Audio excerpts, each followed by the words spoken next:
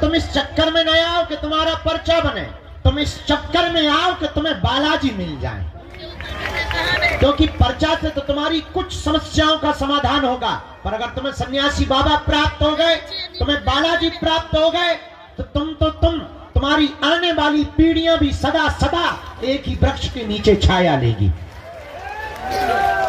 ऐसा पेड़ मत लगाओ जिसमें केवल तुम्हें छाया मिले, ऐसा वृक्ष लगाओ कि तुम्हारी आने वाली पीढ़ियों को भी छाया मिले।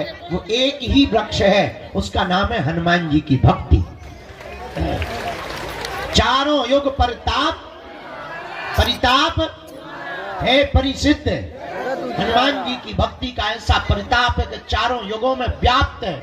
एक बात तुम याद रखना मेरे पागलों, तुम्हें बनाई हुई बातें, तुमको प्रेषित की हुई शब्दें, तुमको बताए हुए उदाहरण लाखों मिलेंगे। एक बात और याद रखना, हमारा उद्देश्य बहुत उल्टा है, हम थोड़ा उल्टा जीवन जीते हैं, हम बहुत विचित्र तरीके से जीवन जीते हैं। हम ये कभी विचार नहीं करते कि हम तुम्हारा पर्चा बना पाए, या तुम्हारी मन की बात बता पाए, या तुमको आश्चर्यचकित कर पावे, या तुमको कोई चमत्कार दिखा पावे, या तुमको किसी शक्तियों के बारे में आभास करा पावे। हमारा उद्देश्य सिर्फ इतना रहता है, तुम्हारा पर्चा बने या ना बने, तुम हनुमान जी के हो जाओ और तुम्हारा काम सफल हो जाए। इससे बड़ा कोई चमत्कार नहीं है, इससे बड़ी कोई लीला भी नहीं है। तुम जिस लिए आए हो वो काम सफलता के लिए आए हो। हम चाहते हैं कि तुम्हारा काम सफल हो जाए, पर एक बात याद रखना, भटकोगे तो खटकोगे, अटकोगे तो पा जाओगे। उनके चरणों को पकड़ लो, कब तक नहीं सुनेंगे। कबहू तो दीन दयाल के भनक पड़ेगी कान, कभी तो वो सुनेंगे। हाँ, भगवान के घर देर है, क्या नहीं है, अंधेर नहीं है। तंत्र मंत्र तांत्रिकों के चक्करों में तुम्हें बातें बहुत मिलेंगी, ठड़ूला मिलेंगे बात, लेकिन बहुत ज्यादा जीवन में तुमको एक लंबे समय तक के लिए सुख और आनंद पाना है, जन्म जन्म के लिए तुम्हें कृपा पानी है, उसके लिए तुम्हें हर हाल में हनुमान जी का बनना ही पड़ेगा। आज की बात तुम्हें हमारी कड़वी लग सकती है, आज की बात तुम्हें यह भी लग सकती है कि शायद इस प्रकार से बातें क्यों कर रहे हैं। तुमसे ज्यादा विचित्र आदमी हमने दुनिया में देखा नहीं है। तुम 4 दिन में अपना गुरु बदल देते हो, तुम महीने भर में अपने भगवान बदल देते हो, तुम दरबार बदल देते हो, कुछ लोग तो अपना धर्म तक बदल देते हैं। हमें तुम लोगों से ज्यादा वाहियात आदमी नहीं दिखाई पड़ा। हम यही तुमको शिक्षा देंगे, तुम हमारे भी चक्कर में मत पड़ो, तुम हमारे भी पीछे मत पड़ो, तुम हमारी भी बातों में मत आओ। उठ जाओ, खड़े हो जाओ। जिनसे हमारी बिगड़ी बनी, जिनसे लाखों लोगों की बिगड़ी बनी, तुम भी उन्हीं बालाजी और सन्यासी बाबा के हो जाओ। वो सब सुन रहे हैं, वो सब देख रहे हैं, उन्हें सब आभास है। और तुम ये मत समझो कि तुम्हारी पुकार उन तक पहुंची नहीं।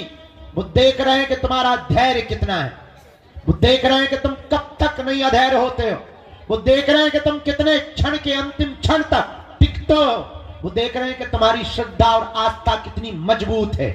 इसलिए डगो मत, डिगो मत। और जरूरी नहीं तुम बागेश्वर धाम आओ, तुम्हें हमारे जैसा आदमी भी नहीं मिलेगा। जरूरी नहीं तुम बागेश्वर धाम आओ, तुम जहां रहो वहां से भक्ति करो, वही तुम्हारे लिए बागेश्वर बालाजी है, वही तुम्हें सन्यासी बाबा है, वही तुम्हें दादा गुरु है। जब तुम्हारी क्षमता हो जाए, जब तुम्हारे जेब में व्यवस्था हो जाए केवल आने की, जब वो पुकार लगा दें, तब दौड़े दौड़े उनकी चरण शरण में चले आना। हम तुम्हें दावे के साथ कहते हैं कि तुम्हें हम पूरी जिंदगी क्या, कई जन्म भी ना मिले, तब भी तुम्हारा कोई काम नहीं रुक सकता।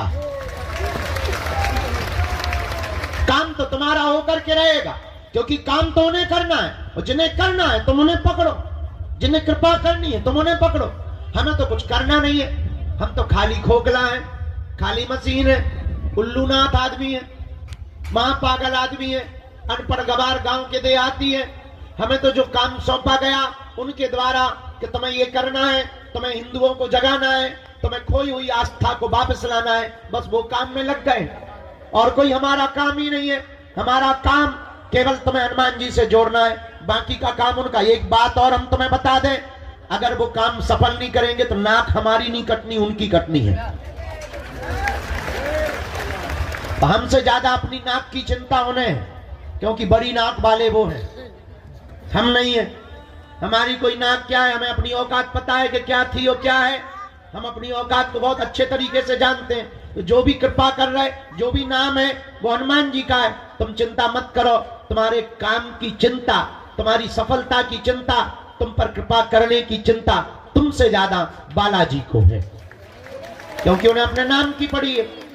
इनके घर देर है, क्या नहीं है? जोर से बोलो, अंधेर नहीं है। इसलिए किसके चरण पकड़ना है? बालाजी के। जोर से बोलो, बालाजी के। एक बात से तुम्हें बात समझ में आ जाएगी। बहुत से लोग कहते कि हम पर भगवान की कृपा क्यों नहीं होती।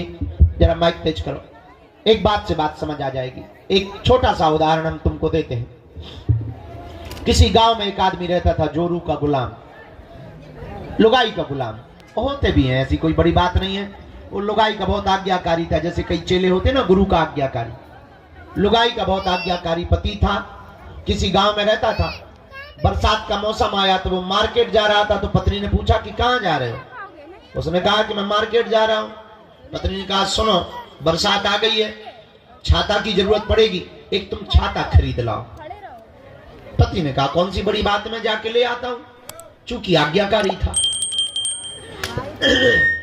पर पत्नी ने कहा सुनो, मार्केट में सब ठगने वाले रहते हैं, महा ठगुआ, तो तुम जो भी छाता लेना आधी कीमत पर लेके आना।